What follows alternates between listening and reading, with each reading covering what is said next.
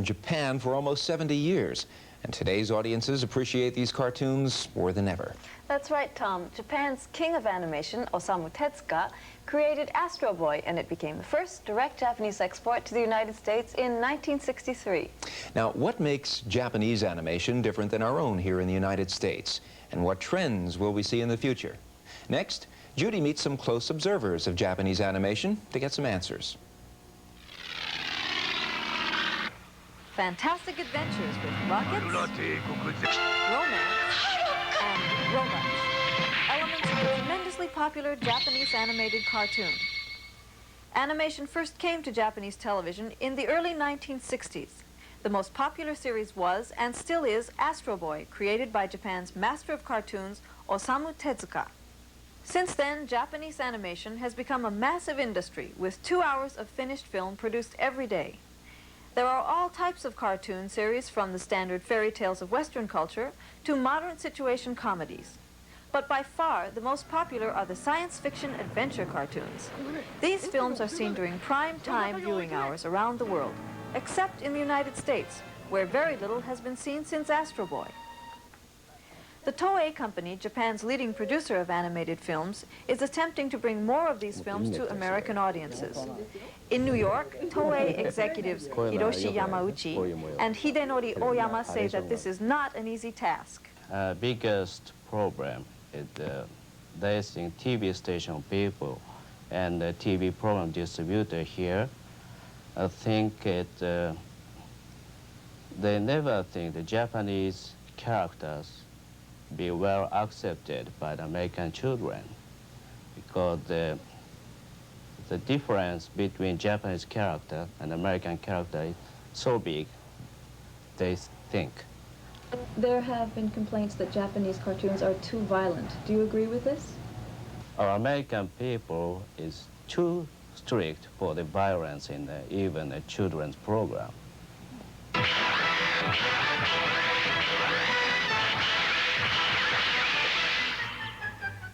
Are the films really that different from American cartoons in style and content?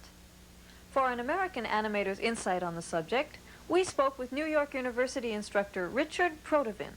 He recently completed a lecture tour of Japan and gives his impressions of Japanese cartoons.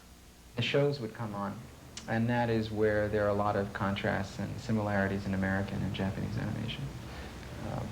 These shows were episodic adventures, but they were, again, as far as I'm concerned, still this kind of flagrant, violent, hero-heroine, saving the people kind of soap operas. But the thing that was very different about them was that the camera angles that were used, or the point of view angles that were used, the way they would have characters fly out of the heavens, or there they'd be in spaceships or in these incredible motorcycles, hot rod motorcycles from the stars. These things all seem to reflect a lot about Japanese folklore, legend, and religion. And the characters often did not reflect that. The characters usually look like American bandits. And I guess because of exploitation, and maybe some exploitation, there were, the characters were anglicized. The heroines or the female counterparts of the male counterparts or whatever would have very long blonde hair. The men usually would have dark hair, and the eyes were always very round, rounder than anybody in North America.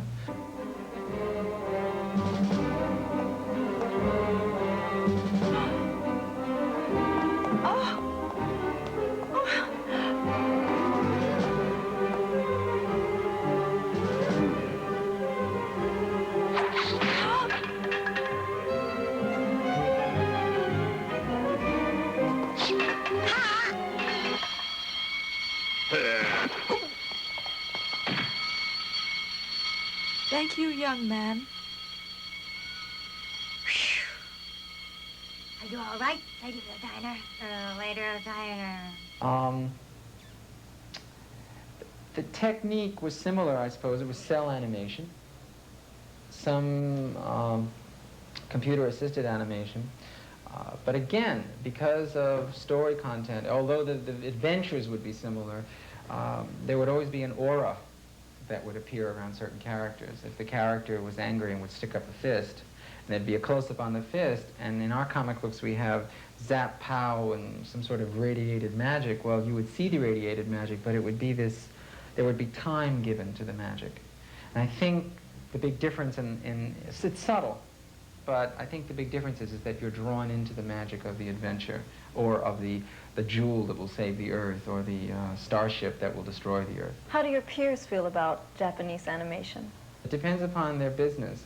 If they're in the animation industry, they're at times threatened, as well as in awe. And I say that because it's highly competitive.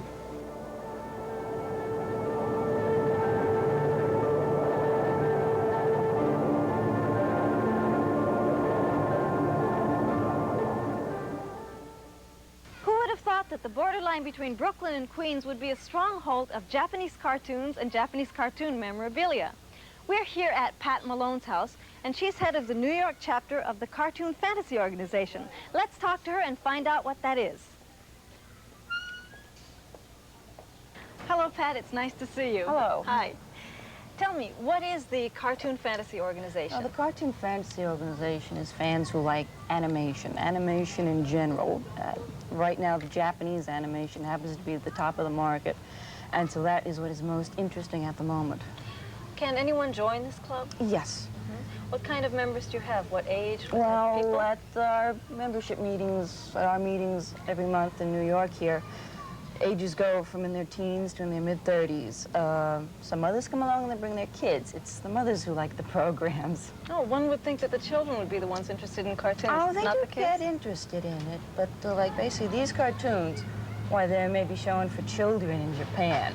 I wouldn't make it, much of it would not go past the censors here. A lot of little scenes, some of these are rather violent, but they're all fast action, nicely colored, colorful film, and interesting stories. Now, you have a lot of toys here. I assume that most of these come from Japanese cartoons? Yes. What is this this one that you're... in particular? It's called a Valkyrie. Valkyrie? Mm-hmm. As you've seen, it started as a fighter plane. Well, this is the same robot. I must say that he looks very protected, even in either one of his states. Tell me, what is your favorite character of all the Japanese cartoon Well, of all the characters? Japanese characters, my favorite one is him, Captain Harlock. それ以上来ないで。そこまで来てくれただけで私は嬉しい。早く逃げて。君を見捨てて逃げろというのか。ダメ。来てはダメ。死んでは何にならない。生きていればいつか会える。笑って太陽を見る日がきっと来る。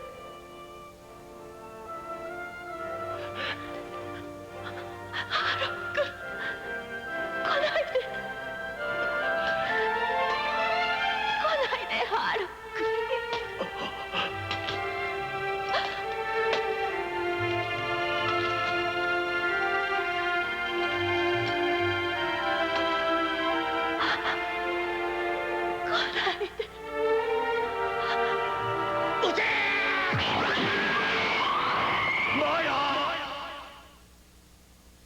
Mr. Oyama, are there any differences in the Japanese audiences and the American audiences?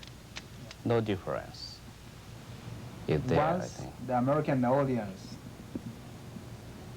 look at our series, they will become fun. But I feel if you get a concerned producer who really wants to present these things in the right way, well, maybe we'll put it on in prime time or later on saying this is basically adult shows, I think there is an audience here.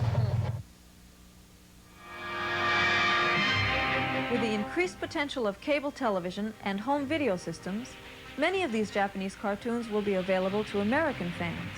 And although it seems unlikely that characters of Japanese origin will replace the familiar figures on Saturday morning TV, by virtue of the imaginative and innovative nature of the cartoons, they have earned a permanent place in the history of animated film and will continue to delight audiences for years to come.